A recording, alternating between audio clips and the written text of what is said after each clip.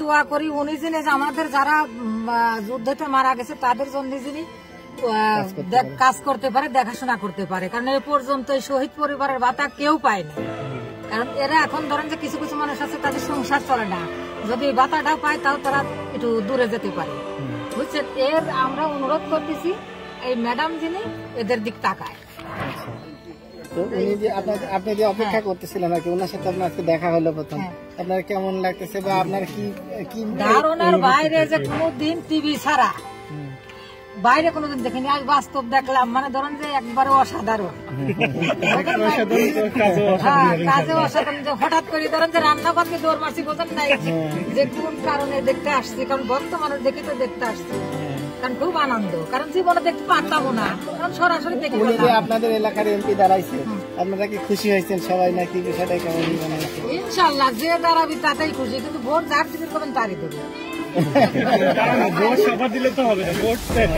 কারণ ভক্ত মানুষ দাঁড়াইছে। এরপর ধরেন যে এমপি দাঁড়াই তো ভক্ত মানুষ তার প্রতি আগে দেবো না, বোঝেন না। এর ভোটটা আমি আগে দেবো, আরো 5 জনের চেষ্টা করবেন দেওয়ার জন্য। মার্কা কি? হ্যাঁ, এই যে মার্কা নৌকা বাঁধা, ঠিক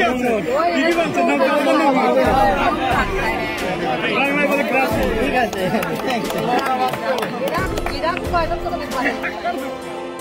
আজকে আসলে কথা বলেন এখানে কেন এসেছিলেন, তাদের সাথে কথা বলে কতটুকু কি জানছেন আপনি?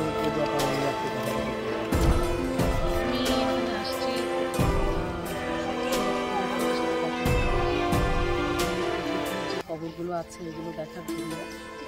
তো আমি আমার এলাকাবাসীকে বলবো,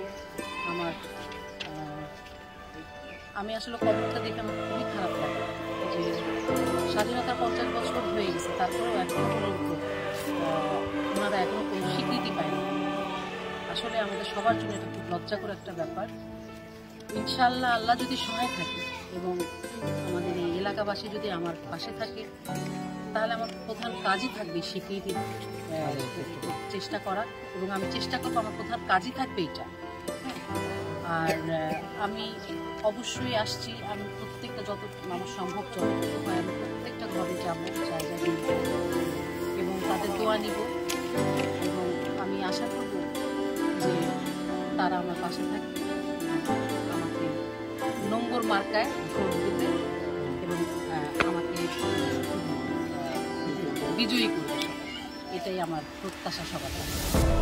আর আমি যদি আসতে পারি তাদের ভোটে, অবশ্যই এই মুক্তিযোদ্ধাদের যে ভাতা, যারা এখন সেই ভাতা থেকে বঞ্চিত, আমি এই ভাতার চেষ্টা করব। আপনি তো শহীদ পরিবারের একজন মানুষ, মানে আপনাদের কাছে কি সবাই আসে বা উনি যে আজকে আসলেন,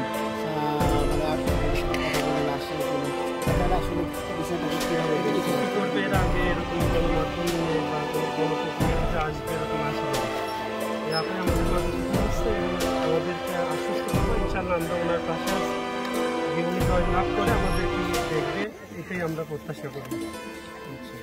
ঠিক আছে। আরো আপনি একটু আসেন।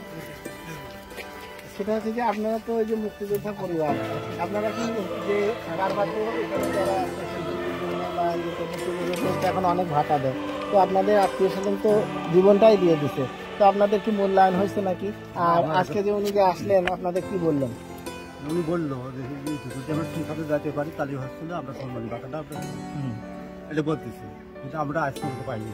আচ্ছা, পাইনি বহুত, কিন্তু আমরা ঘোরাঘুরি করি, পাবনাতে আমরা গেছি, রাষ্ট্রপতির কাছে গেছিলাম, কিন্তু হয়নি, সেখানে গেছিলাম হয়নি। ওনাকে আপনারা কোনো কিছু বলছেন, কোনো দাবি জানাইছেন? আমরা একটা দাবি জানাচ্ছি, যদি আপনি যেতে পারেন কিন্তু আমাদের সম্মানী ভাতা।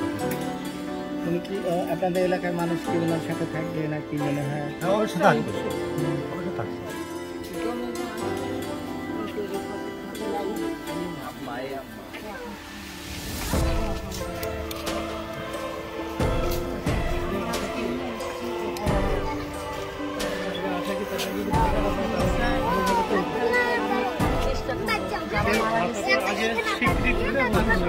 স্বীকৃতিটাই আগে চাই,